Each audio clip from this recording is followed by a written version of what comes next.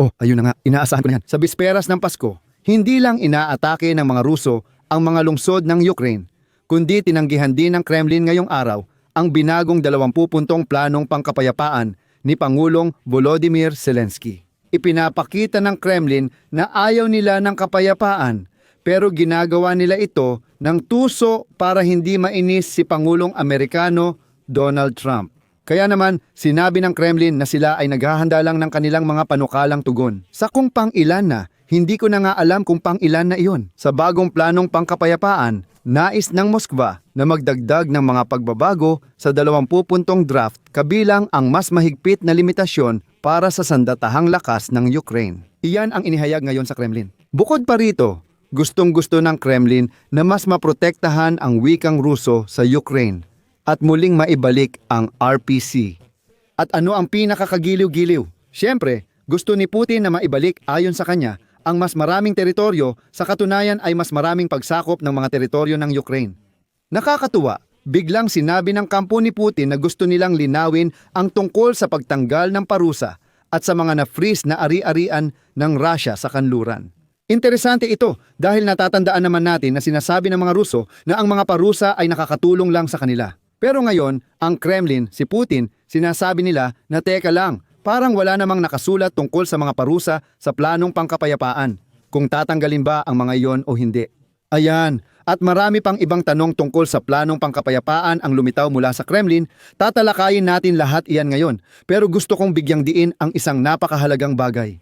Bakit? Sinabi ko nang hindi nakakagulat at inaasahan na sa bisperas ng Pasko, ganito ang ginagawa ng mga Ruso. Dahil noong Disyembre 22 kumbinsido ang mga general ng Russia, si Vladimir Putin, na malapit na niyang mapanalunan ang digmaan at tiniyak ng mga general ng Russia sa diktador ng Russia na hindi na kailangang pumasok sa anumang usapang pangkapayapaan. Sabi nila, malapit na tayong manalo sa digmaan na ito.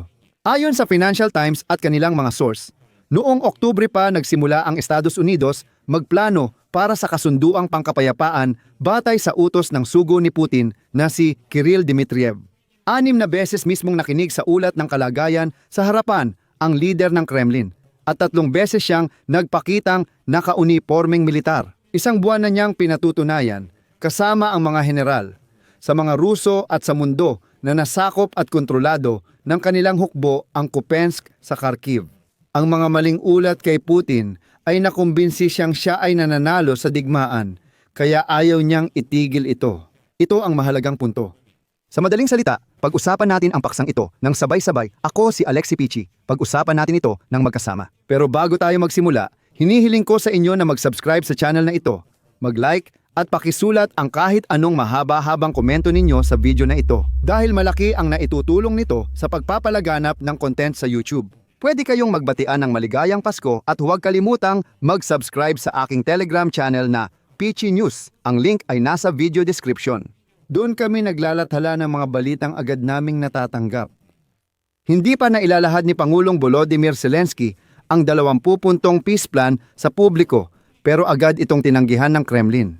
Gusto ng Moscow na baguhin ang nirebisang draft ng 20 puntong peace plan ni Pangulong Volodymyr Zelensky, kabilang ang mas mahigpit na limitasyon sa sandatahang lakas ng Ukraine. Iniulat ito ng source na malapit sa Kremlin ayon sa Bloomberg. Ayon sa kanya, ang dokumentong ito na tinitingnan ng Russia bilang panimulang punto ng negosasyon ay kulang sa ilang mahahalagang probisyon at hindi sumasagot sa maraming mahalagang tanong para sa Kremlin at Russian Federation. Pansin, kailangan ng mga legal na garantiya laban sa posibleng pag-usad ng NATO, pasilangan, pati na rin ng probisyon tungkol sa neutral na estado ng Ukraine sakaling ito ay sumali sa European Union. Sa draft ng kasunduang pangkapayapaan, binabanggit pa lang ang pagiging walang nuklear ng Ukraine na, sa totoo lang, ay medyo kakaiba dahil kailangan pa nating muling kumpirmahin ang pagiging walang nuklear nito. Mula dekada 90, wala na tayong sandatang nuklear, malinaw iyon. Kakaiba rin sa planong pangkapayapaang ito na ang unang punto ay kumpirmasyon ng soberanya ng Ukraine. Soberano naman ang Ukraine, ano pa ang dapat kumpirmahin? Ibig sabihin, isa itong nakakaintrigang ilusyon na itinuro sa akin ng taga-subaybay ko sa Telegram channel. Kaya inuulit ko, mag-subscribe kayo doon. Hindi rin kontento ang Moskwa sa palagay nitong maluwag ang limitasyon sa sandatahang lakas ng Ukraine matapos ang digmaan. Pinaaalalahanan ko, iminungkahi na limitahan ang bilang ng sandatahang lakas ng Ukraine sa 800,000 katao. Ito ay sa panahon ng kapayapaan. Nangangailangan din ang Kremlin ng malinaw na mga garantiya tungkol sa katayuan ng wikang Ruso sa Ukraine. Anong kalokohan, malinaw na mga garantiya tungkol saan ba kayo? Kapag legal nang kinilala ang wikang Ukranyano bilang opisyal na wika sa Rusya, saka pa lang siguro tayo mag-uusap. Sinabi kamakailan ni Putin na may 10 milyong Ukranyano sa Rusya. Bakit hanggang ngayon wala pa ring opisyal na katayuan ang wikang Ukranyano sa Rusya? Ayon sa Kremlin, kailangang protektahan ang wikang Ruso sa Ukranya.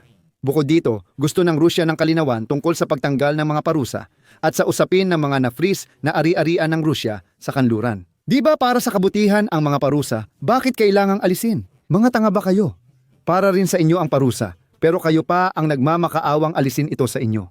At kahit na itinuturing ng Rusya ang na-edit na dokumento bilang plano na may karaniwang mga hinihingi ng Ukraine, pakikinggan pa rin nila ito, pag-aaralan nila ito ng malamig ang ulo, ayon sa pinagmulan na ito. Ayaw tanggihan ng mga autoridad ng Rusya ang dokumento para hindi magalit si Pangulong Donald Trump ng Estados Unidos. Ibig sabihin, sinasabi ng kampo ni Putin na pakinggan ninyo. Naintindihan na namin na hindi pwedeng tumanggi, kaya magpapalipas na lang kami ng oras sa mas tusong paraan. Ipinaalala ko na noong Miyerkules, sinabi ni Dmitry Peskov ng Kremlin na alam ni Pangulong Vladimir Putin ang detalye ng negosasyon ng United States sa planong kapayapaan matapos ang pagpupulong ng delegasyon ng Rusya at Amerika sa Miami. Dagdag pa niya, lahat ng pangunahing mga parameter ng posisyon ng bansang Rusya ay lubos na alam ng ating mga kasamahan mula sa Estados Unidos. Ngayon, ang layunin ay buuin ang kanilang susunod na posisyon at ipagpatuloy ang mga kontak sa lalong madaling panahon. Muling pinaalala ko na noong Disyembre 24 tinukoy ni Vladimir Zelensky ang 20 punto ng plano para tapusin ang digmaan ng Rusya laban sa Ukraine.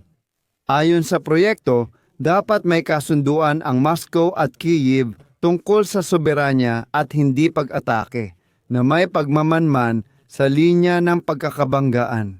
Gayon din, dapat magbigay ang Estados Unidos, NATO at Europa ng mga garantiya sa seguridad sa Ukraine tulad ng Artikulo 5 ng North Atlantic Alliance na may tugon militar laban sa Rusya sakaling magkaroon ng panibagong agresyon.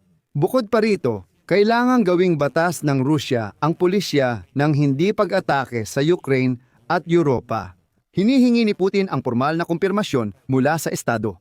Hindi naman miyembro ng NATO ang Ukraine. Sabi ng Ukraine, kung ganoon, dapat gawing batas ng Rusya na hindi ito aatake sa professional Orishaushi. Kahit na, alam mo naman ang Rusya, hindi nila iniintindi kung ano ang pinirmahan sa batas at kung ano ang hindi. Paalala ko lang, dati sa Rusya, ayon sa batas at konstitusyon, may panahon na ang presidente ay hindi pwedeng manatili sa posisyon ng higit sa 2 termino. Sa totoo lang, wala silang pakialam sa mga batas at konstitusyon dyan sa Rusya. Bukod pa dyan, isa sa mga pangunahing issue ay ang tungkol sa teritoryo na hanggang ngayon ay hindi pa rin nare-resolba. Ayon sa mungkahi ng Ukraina, aalis ang Rusya mula sa Dnepropetrovsk, Nikolaev, Sumskaya at Kharkov. Sa Donetsk, Lugansk, Zaporozhye at Kherson, pinaiiral ang panuntunang manatili sa kasalukuyang posisyon na siyang linya ng banggaan. Doon huminto ang lahat, itinigil ang putukan. Hindi umatras ang sandatahang lakas ng Ukraine mula sa mga lugar na hindi kontrolado ng mga Ruso, pero hinihingi ng Moscow ang pag-atras nila mula sa Donetsk. Nag-alok ang Washington ng kompromiso bilang isang malayang sonang ekonomiya. Ang opsyong ito ay posible, ayon kay Zelensky, lamang sa pamamagitan ng isang referendum sa Ukraine na maaaring ganapin kasabay ng halalang pampangulo. Ang lahat ng detalye ng 20 puntos ng planong pangkapayapaan na inilahad kamakailan ni Volodymyr Zelensky ay ikukwento ko sa susunod na episode, kasama ang sarili kong mga puna. Kung hindi pa kayo nakasubscribe sa YouTube channel, mag-subscribe na ngayon para hindi nyo ma-miss ang mga susunod na episode. Sa madaling salita, nagsisimulang magpalipas ng oras ang Kremlin na inaasahan naman. Bakit? Dahil simula pa noong Oktubre, kinukumbinsi ng mga general si Putin, ang kalbong diktador na nananalo siya sa digmaan, na kaunti na lang, ilang linggo na lang, at mananalo na siya. Kaya, sa makatuwid, para saan pa niya kailangan ang anumang kasunduang pangkapayapaan? Ayon sa isinulat ngayon ng Financial Times, ang ayaw ni Putin na pumayag sa mga kapaki-pakinabang na kondisyon na inaalok ni Donald Trump ay bahagi ring dahil sa maling impormasyong iniuulat kay Putin. Ayon sa dalawang opisyal mula sa mga ahensya ng intelihensya, regular na iniuulat ng mga militar at espesyal na ahensya kay Putin ang mga ulat na pinalalaki ang bilang ng mga nasawi. Binibigyang diin ng sandatahang lakas ang mga kalamangan ng Russia sa yaman para sa digmaan habang binabalewala ang mga pagkatalo sa taktika. Bagaman regular na nakikipagkita si Putin sa mga pinagkakatiwalaang tao na nagpapaliwanag na ang digmaan ay nagpapabigat sa ekonomiya. Ang positibong ulat ng militar ang dahilan kung bakit naniniwala si Putin na kaya niyang manalo sa digmaan. Bukod dito, kumbinsido siyang nananalo na siya. Gaya ng alam ninyo, nagsisimula ang kasinungalingan sa ibaba dahil ayaw ng iba maparusahan sa pagkabigo. At bilang resulta, sa mga lugar mismo, sa mismong lupa, may ilang mga opisyal ng Russia na nag-uulat sa itaas na napakalaki ng kanilang tagumpay para lang hindi sila maparusahan. Ngayon, kahit ang Z military correspondent ay sumisigaw na at nagrereklamo sa mga kasinungalingan pero hindi nila ito iniuulat sa nakatataas. At ngayon, may ilang Z military correspondent na nagsasabing kapag iniulat mula sa baba na nasakop na raw ang tinatawag na Kupensk, hindi na talaga sinusuri ng mga nakatataas ang impormasyong iyon. Diretso siyang tumatakbo kay Putin at sinasabi niyang nasakop na ang Kupensk. Bakit nila ginagawa yun? Kung mapatunayang nagsinungaling ang komander, lahat sila mapaparusahan. Mas mainam na huwag sumugal at agad iulat ang tagumpay sa susunod na nakakataas. At para makakuha ng promosyon sa serbisyo, medalya o kung anong parangal at iba pa. At ganyan mismo ang nangyari sa kaso ni Kupensk. Noong Disyembre siyang paalala ko, ang komandante ng grupong militar ng Kanluran, General Colonel Sergei Kusovlev ng Russian Federation, ay ginawaran ng titulong bayani ng Russian Federation para sa pagpapalaya ng Kupensk.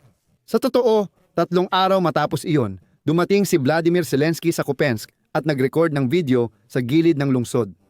Kasabay nito, iniulat ng Ukrainian Assist Project na Deep State ang pagpapalaya na ng mas malaking bahagi ng lungsod at ayon sa mapa ng Deep State, halos ganap ng napalibutan ang mga tropang Ruso. Sa ngayon, may mga ilang dosenang mananakop na lang ang natitira sa Kupensk na iyon na unti-unti nang tinatapos. Hindi ka naniniwala? Tingnan mo sa mapa ng proyekto ng Deep State kung sino na ang may kontrol sa Kupensk. Paalala ko lang, ngayong araw, Disyembre 24 Disyembre siyang binigyan ng medalya ng bayani ng Russian Federation ang isa sa mga general ng Russia para sa pagsakop sa Kupensk. Patuloy na iginigiit sa Moscow na nasakop na ang Kupensk. Ito ang sinabi ng Defense Minister na si Andrei Belousov kay Putin.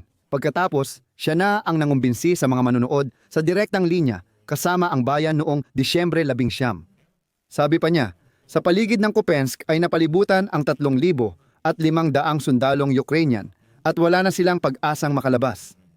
Ito ay 5 araw na ang nakalipas. 5 araw na ang nakalipas na si Putin ay hayagang nagsalita na ang Kupensk ay ganap na napalibutan ng mga tropang Ruso. At gaya ng alam ninyo, sa kabila ng lahat ng kasinungalingang ito, kumbinsido si Putin na nananalo siya kahit bumabagsak at nasasakop na ang mga lungsod nila at mabilis silang tumatakbo. Siyempre, pahahabain pa niya ang oras para sa tingin niya ay manalo sa digmaan, hindi para pumirma ng kasunduang pangkapayapaan. Isa itong patibong para kay Putin. Umaasa ako na ito rin ang magtutulak sa kanya sa libingan. Mga kaibigan, dito ko muna puputulin at sa susunod na episode ay tatalakayin natin ang 20 puntos ng planong pangkapayapaan ni Vladimir Zelensky. Narito ang laman, tama o mali, susuriin natin. Dito ko puputulin. Ilagay ninyo ang inyong opinyon at mga konklusyon sa mga komento sa ilalim ng episode na ito. Mag-subscribe kayo sa channel, pindutin ang kampanilya at huwag kalimutang mag-like. Mga kaibigan, kung naging kapaki-pakinabang sa inyo ang episode na ito, kung interesado kayo, kung kapaki-pakinabang ang impormasyon, maaari ninyong pasalamatan ang trabaho ng YouTube channel na ito sa pamamagitan ng inyong donasyon gamit ang mga link at detalye. Sa video description, nakasulat na suportahan ang channel ni Alexi Pechi. Pumili kayo ng kahit anong format na komportable para sa inyo. Magpapasalamat ako sa kahit anong suporta ninyo. Binabati ko kayong lahat muli ng nalalapit na Pasko at Bagong Taon. Hanggang dito na lang, ingatan ninyo ang inyong sarili. Paalam sa lahat.